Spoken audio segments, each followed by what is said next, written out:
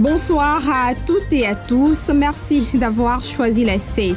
Les déplacés dans le nord du pays bénéficieront d'une aide financière et nutritionnelle. Aide également valable pour leur famille d'accueil. L'objectif de celle-ci fera objet de développement dans ce journal. Autre sujet également à aborder dans ce journal, le gouvernement annonce des sanctions à l'encontre des transporteurs ayant modifié les gabarits de leurs camions. Préserver l'intégrité des routes et renforcer la sécurité routière dans le pays. Et c'est l'objectif derrière cette annonce du gouvernement. Aucune nouvelle encore des circonstances du meurtre de l'ex-ministre Chérubin Okandé, porte-parole du parti de l'opposant Moïse Katumbi. Vous le verrez dans cette édition. Et enfin, le Tchad se retrouve débordé par l'afflux des réfugiés soudanais. Selon les chiffres du Haut Commissariat des réfugiés, au moins 150 000 exilés supplémentaires occupent actuellement le pays. Voilà, c'était tout pour les titres. Place au développement pour les détails. Bienvenue à tous. Les participations financières de l'État togolais au sein des différentes entreprises se montrent assez productives, alors qu'une baisse des dividendes du pays est observée depuis 2018. Ils ont connu une nouvelle hausse de 6% en 2022. Les précisions dans ce reportage. De 14,6 milliards de francs CFA en 2021, les dividendes issus des participations financières de l'État togolais sont passés à 15,5 milliards en 2022, soit une légère hausse de 6%. Des chiffres plutôt encourageants, quoiqu'en deçà des attentes de la même année qui tablaient sur 19,75 milliards de francs CFA. En effet, de 2018 à 2021, la barre des dividendes perçus par le pays a connu une baisse remarquable. Elle a quitté les 27 milliards pour se retrouver à 14,6 milliards de francs CFA. Une situation probablement justifiée par la crise sanitaire liée à la Covid-19 et aux multiples crises mondiales, en l'occurrence la guerre russo-ukrainienne. Par ailleurs, pour le compte de cette année, le pays entend multiplier les initiatives adéquates pour atteindre ses objectifs de dividendes estimés à 21,8 milliards de francs CFA. Ceci d'autant plus que ces bénéfices occupent une part importante au sein des recettes non fiscales de l'État, soit environ 26% en 2022 contre 25% en 2021. Pour information, il faut préciser que selon de récentes informations du ministère de l'Économie et des Finances, l'État togolais est actionnaire dans 55 entreprises avec un contrôle total sur 18 d'entre elles. Il faut également rappeler que les dividendes désignent les revenus perçus par l'État au sein des différentes entreprises dans lesquelles il détient une part, qu'elle soit totale, majoritaire ou minoritaire. Les personnes déplacées dans le nord du pays ainsi que les membres vulnérables de leur famille d'accueil vont bénéficier d'une aide financière et nutritionnelle. L'objectif reste celle d'assurer la résilience à long terme des communautés, le développement. Avec une enveloppe de 1,8 milliard de francs CFA, les États-Unis, à travers le Bureau d'assistance humanitaire de l'Agence américaine pour le développement international et ses partenaires, offrent une solution nutritionnelle d'urgence aux personnes déplacées dans le nord du Togo et aux membres vulnérables de leur communauté d'accueil. En étroite collaboration avec le gouvernement togolais, cet apport américain permettra d'aider ces derniers pendant la période de soudure, période au cours de laquelle les familles ont le plus besoin d'aide. Concrètement, environ 27 000 personnes bénéficieront d'une aide financière polyvalente du Catholic Relief Services, CRS, afin de couvrir leurs besoins de base. Le programme alimentaire, de son côté, fournira une réponse nutritionnelle d'urgence pendant 3 mois à 37 000 personnes de plus. Il aidera également les familles à développer des activités génératrices de revenus. La situation sécuritaire dans le nord du pays a amené plusieurs à se déplacer, aussi bien en interne que vers l'extérieur. Selon les derniers chiffres officiels, environ 800 Togolais se sont réfugiés au Bénin, principalement dans la ville de Materi. Dans la perspective de préserver les routes et de renforcer la sécurité au Togo, le gouvernement annonce des sanctions à l'encontre des transporteurs ayant modifié les gabarits de leurs camions. Ces derniers ont jusqu'à la fin de ce mois de juillet pour se conformer aux normes en vigueur. Les explications d'Élodie Antiabri. Au Togo, les transporteurs routiers qui ont modifié les gabarits de leurs camions pour charger plus de marchandises qu'autorisées ont un mois de plus pour se mettre aux normes. La date butoir avait été fixée au 30 juin, mais ce sera finalement à partir de fin juillet que ces camions modifiés ne pourront plus rouler sur les routes togolaises. En effet, cette décision ressort d'un communiqué commun des ministres de la Sécurité et des Transports pour appeler au respect du règlement 14 du Conseil des ministres de l'Union économique et monétaire ouest-africaine, UEMOA, qui a fixé les gabarits des camions de transport. En outre, ces camions modifiés représentent également un risque accru d'accidents mortels sur les routes. Par ailleurs, les autorités reconnaissent les difficultés auxquelles sont confrontés les transporteurs qui cherchent à répondre à la concurrence en augmentant leur capacité de chargement. Soulignons que la lutte contre les camions modifiés vise à préserver l'intégrité des routes et à renforcer la sécurité routière au Togo. L'abandon des corps à la morgue du CHU Sylvanus Olympio persiste et constitue un casse-tête pour l'administration hospitalière. Ces corps, abandonnés pendant plus de 2 mois, seront finalement inhumés dans des fosses communes si les parents ne procèdent pas aux formalités dans les délais. Les corps abandonnés à la morgue du centre hospitalier universitaire Sylvanus Olympio de Lomé depuis plus de 2 mois seront bientôt inhumés. Selon un communiqué du directeur de l'hôpital, l'on assiste depuis un moment à une recrudescence d'abandon des corps à la morgue de ce centre hospitalier. En effet, ces corps déposés et délaissés augmentent de jour en jour, occasionnant la saturation complète de la capacité d'accueil de ce service. Ces cadavres non seulement saturent complètement la capacité d'accueil de la morgue compte tenu de la durée extrêmement longue de leur conservation, mais également mettent à mal les conditions d'hygiène et de conservation des corps. Il est donc impératif que les familles aillent retirer les corps de leurs proches abandonnés à la morgue du CHU de Lomé. Dans le cas contraire, ils seront enterrés dans une fosse commune selon le directeur de l'hôpital, le lieutenant-colonel Yao Apelete Agbobli. Avant qu'ils ne soient inhumés, ils vont recevoir l'autorisation du procureur de la République.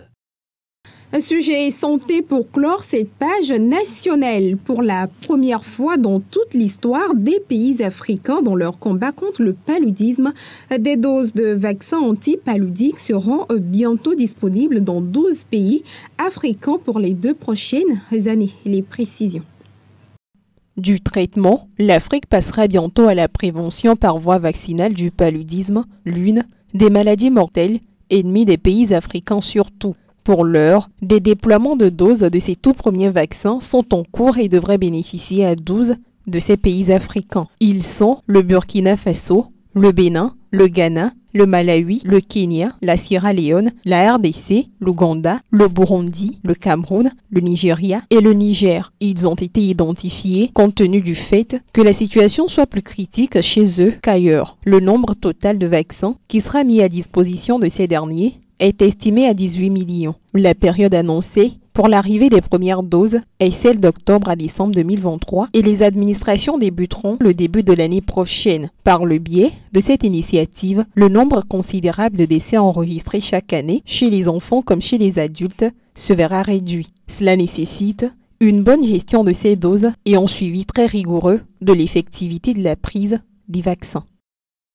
Actualité internationale à présent. Au Sénégal, la présidentielle de 2024 se joue maintenant. Selon l'opposant au Khalifa Sall, la non-candidature du président Macky Sall a délivré tout le pays.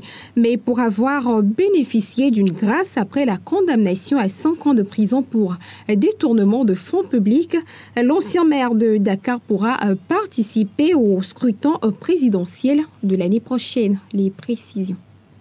Élu maire de Dakar en 2009 face à la liste du parti d'Abdoulaye Wade, réélu en 2014 face cette fois à la liste de Macky Sall, l'ancien ministre Khalifa Ababakar Sall était populaire et des commentateurs politiques commençaient à le voir comme un potentiel candidat à la présidentielle de 2019. Mais tout a basculé en 2017. Suite à un audit de l'inspection générale de l'État dans les comptes de la mairie de Dakar, il est accusé de détournement de deniers publics. Arrêté le 7 mars, Khalifa Sall va dormir à la prison de Rebeuss à Dakar. C'est un combat politique. On va se battre politiquement. Parce qu'il n'y a que cela qui vaille. Il faut qu'ils comprennent que les coups donnés seront rendus. Ses partisans vont manifester toute l'année. Mais pour le maire de Dakar, la justice sénégalaise est rapide. Et Khalifa Sall est jugé dès le début de 2018. Le 30 mars, il est condamné à 5 ans de prison. Dans cette affaire, depuis le début, tout a été politique. Et donc cette affaire ne pouvait que se terminer ainsi. Cette décision, si elle n'est pas innocente, peut générer des décisions, des conséquences à partir d'aujourd'hui sur cette présidentielle. Khalifa Sall ne manque pourtant pas de soutien. En février 2018 est sorti un rapport d'Amnesty International qui parle d'un acharnement contre un adversaire politique. Puis c'est la cour de la CEDEAO qui juge que Sall n'a pas eu droit à un procès équitable. Mais rien n'y fait, la sentence est confirmée en appel, puis par la Cour suprême, il est aussi radié de ses mandats de député et de maire. Ainsi, l'élection présidentielle de février 2019 se déroule sans lui. Sa candidature rejetée, Khalifa Sall, depuis sa prison, appelle à voter pour le dirigeant du parti Réumi, Idrissa Seck. Finalement, Macky Sall est réélu au premier tour. L'heure est à la décrispation. Le 29 septembre 2019, Khalifa Sall est gracié par le président sénégalais. En RDC, l'ex-ministre Chérubin Okandé, porte-parole du parti de l'opposant Moïse Katumbi, a été retrouvé mort le jeudi dernier à Kinshasa en meurtre dont les circonstances demeurent mystérieuses. Mais pour l'heure, ses proches dévastés attendent les obsèques pour lui rendre hommage. Les précisions dans ce reportage. Sa mort a choqué la RDC. Jeudi dernier, le corps de Chérubin Okandé, ancien ministre et proche de l'opposant Moïse Katumbi, est retrouvé criblé de balles dans sa voiture sur l'une des principales avenues de la capitale. En venant vers 5 heures, j'ai vu le véhicule. Bon, un véhicule comme ça, comment, en passant, je descendais, j'ai vu il y a des sangs, même les sangs, ça est en train de tomber. 2 jours après cette terrible découverte, sa famille reçoit la visite de nombreux soutiens. Larmes aux yeux, son père, sa femme et ses enfants, totalement démunis, ne se sentent pas encore capables de témoigner. Irène Mankindou est la seule à prendre la parole. Journaliste puis attachée de presse de Chérubin Okandé, elle a travaillé pendant plus de 13 ans à ses côtés. On était avec lui le samedi au mariage de sa fille. Le samedi, on a dansé. Le lundi, on a parlé qu'on va se voir au bureau. Le jeudi matin, on me réveille avec un appel pour confirmer s'il est décédé. C'était... Je ne peux pas dire c'était, mais ça fait très mal. Ça fait très mal de perdre un chef comme Chérubin Okandé, un chef comme Magoufouli. C'est très dur, c'est très dur. Pour son parti politique, Ensemble pour la République, il n'y a pas de doute. Il s'agirait d'un assassinat justifié par le soutien de Chérubin Okandé à Moïse Katumbi dans la course à l'élection présidentielle qui aura lieu dans 6 mois. Un soutien qu'il affichait publiquement. Voyez tous ces Congolais qui réclament le changement, qui réclament Moïse Katumbi, qui savent que le 23 décembre prochain, ils vont voter massivement pour Moïse Katumbi afin que le 24, nous ayons un nouveau président de la République. De passage hier sur le lieu du deuil, le Premier ministre a promis une enquête sérieuse et indépendante, en collaboration avec les polices scientifiques belges et sud-africaines. La famille et les proches de Chérubin Okandé attendent le programme officiel des obsèques pour lui rendre un dernier hommage. Le conflit entre généraux réguliers au Soudan et les forces paramilitaires ont provoqué l'arrivée au Tchad d'au moins 150 000 exilés supplémentaires, selon le Haut Commissariat des réfugiés, l'organe de l'ONU. Ces personnes exilées manquent cruellement de moyens et le Tchad, quant à lui, est débordé par l'afflux de ces réfugiés. Ouda Oumza prépare un repas à l'extérieur de sa tente de fortune. Il y a 3 mois, elle vivait à Al-Jeneina, une ville du Darfour dans l'ouest du Soudan, avec son mari et ses 2 filles. Mais les violences l'ont jetée sur la route. La voici désormais à Adré, petite localité à la frontière, mais du côté tchadien. alliés au moins en sécurité. Le matin, ils nous attaquaient et vous savez, pendant qu'ils nous attaquaient sur les routes, ils nous ont tout pris. Argent, nourriture, vêtements. Ils ont même tué des parents et des amis. C'était difficile parce qu'ils ont fait des choses vraiment horribles. Ils continuent tous les jours à passer la frontière, réfugiés, témoignant de violences incessantes. Les maisons et les villages incendiés, les hommes, femmes et enfants abattus ou condamnés à mourir de faim. Arrivés au Tchad, ils ne peuvent plus compter que sur l'aide internationale. Avec les HCR et le gouvernement tchadien, nous estimons qu'environ 100 000 personnes ont déjà franchi la frontière à Adré. Ils sont en train d'être relocalisés. Aujourd'hui, nous sommes ici pour faire une distribution des nourritures où nous allons leur donner une ration minimale pour un mois. Ce sont beaucoup de femmes et d'enfants comme vous pouvez les voir. Ils ont vraiment besoin d'abri. Ils arrivent sans rien. Depuis le 15 avril dernier, tout le Soudan s'est embrasé. Mais le Darfour, ce grand ouest soudanais, est particulièrement touché. Là où au début des années 2000, des violences intercommunautaires, qualifiées souvent de génocide, avaient fait environ 300 000 morts. Jeudi, le procureur de la Cour pénale internationale a annoncé l'ouverture d'une nouvelle enquête pour crimes de guerre. Nous devons agir de manière urgente, collectivement, pour protéger les plus vulnérables. Si cette expression, souvent répétée, de plus jamais ça, veut dire quelque chose, elle doit s'appliquer ici et maintenant pour la population du Darfour. Pour le procureur de la CPI, l'absence de justice pour les crimes du Darfour, au début des années 2000, a semé les graines de ce dernier cycle de violence et de souffrance. L'ONU estime que ce conflit, depuis 3 mois, a fait 3000 morts et 3 millions de déplacés et de réfugiés à l'étranger. En Tunisie, les migrants subsahariens sont toujours ciblés par des arrestations et des agressions. La plupart de ces migrants présents dans le pays sont en situation irrégulière et selon le président Kais Saied, la Tunisie n'est pas une terre de transit. Reportage. Il durcit encore le ton. Ce samedi, devant des hauts fonctionnaires tunisiens, le président Kais Saied a réaffirmé sa position sur les migrants présents dans le pays. Nous refusons d'être une terre de transit ou une terre d'installation. Toujours plus ferme, le président en a profité pour dénoncer les réseaux criminels qui aident les clandestins à rejoindre la Tunisie. Cette immigration est une opération de déplacement et non pas une immigration habituelle. Elle est supervisée par des réseaux criminels qui s'adonnent au trafic d'êtres humains et d'organes, qui ne visent pas que le gain, mais aussi à déstabiliser le pays. Un discours qui fait suite aux manifestations de la semaine dernière à Sfax. Suite à la mort d'un Tunisien tué par un migrant, des milliers de personnes se rassemblaient pour exiger leur expulsion et la fermeture des frontières. Tout le monde demande l'arrêt immédiat des arrivées de migrants illégaux. On n'avait pas de problème avec eux auparavant, mais aujourd'hui le problème se pose, car ils menacent la paix sociale et la sécurité intérieure, et notamment dans les quartiers. Face à une foule hostile, déterminée à les chasser, plusieurs migrants se sont précipités à la gare de Sfax pour fuir la ville.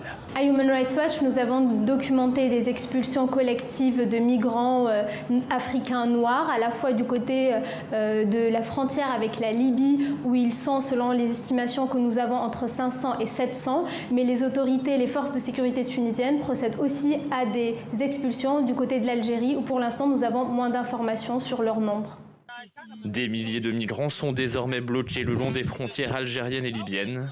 Dans des vidéos amateurs comme celle-ci, publiées sur les réseaux sociaux, ils appellent désespérément à l'aide. On va mourir si tu n'es pas fait. Aidez-nous, pardon, à cause de Dieu, maman. Les importations des vêtements de seconde main sont en hausse en Afrique subsaharienne. En Afrique du Sud, le secteur génère des millions d'emplois tout au long de sa chaîne de valeur. Les précisions dans ce reportage.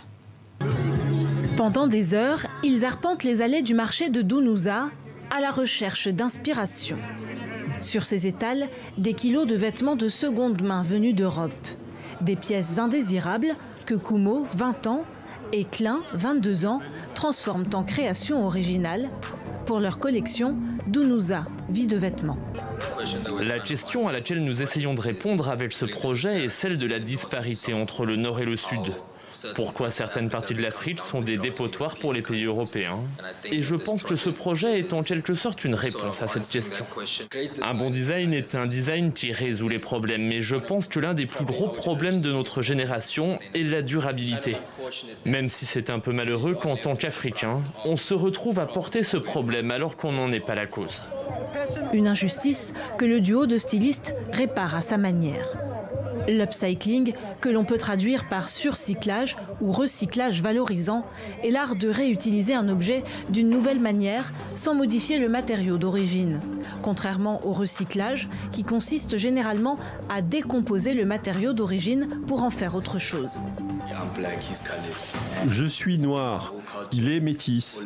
Et dans notre culture, on fait très attention à ne pas gaspiller. On est réellement connecté aux choses qu'on possède. Donc gaspiller va à l'encontre de nos valeurs profondes. Et on veut que cela se reflète dans nos vêtements. Des vêtements qui reflètent aussi une certaine idée de l'Afrique monde, loin des clichés éculés, notamment à travers le tissu wax. Cette pièce, par exemple, en est un bon exemple. C'est notre dernière création. Cela évoque ce qu'une grand-mère pourrait porter, ou une tati, vous voyez? Des tissus côtelés, tissés, avec un napperon en bas, une petite touche qui rappelle les napperons posés sur les tables basses de n'importe quelle famille noire. Tout ça dans un vêtement qui correspond aussi à l'esthétique européenne. En phase avec son époque, le style avant-gardiste de Kumo et Klein sera exposé lors d'un festival artistique à Berlin du 14 au 16 juillet. Les deux hommes espèrent y obtenir un mentorat. En attendant, ils collaborent avec un cordonnier ghanéen sur un projet visant à transformer de vieilles chaussures de football en sandales. Un hommage à ce sport aimé autant des Africains que des Européens. Voilà, c'est la fin de ce journal. Merci de votre fidélité. Très bon début de semaine par anticipation. Je vous retrouve le week-end prochain.